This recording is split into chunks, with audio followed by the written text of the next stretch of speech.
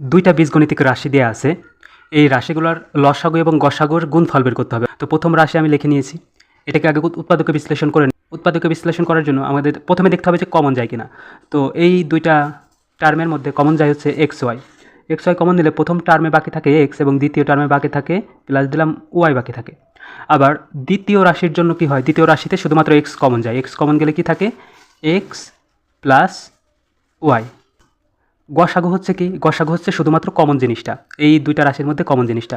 তো এই দুইটা রাশির মধ্যে কমন জিনিসটা কত রয়েছে এক্স আর হচ্ছে এক্স প্লাস ওয়াই, গুণ চিহ্ন দিলাম। এখন হচ্ছে লসাগুটা বের করি। এই দুইটার মধ্যে লসাগু হচ্ছে কমন আনকমন সব। দেখুন আমি প্রথম রাশিটা আগে নিয়ে নিই, x y x plus y. তো দ্বিতীয় রাশির ক্ষেত্রে দেখা যাচ্ছে যে অলরেডি আমরা এটা নিয়ে নিয়েছি, এই যে x plus y x plus y নিয়ে নিয়েছি, সুতরাং এটা হচ্ছে লসাগু।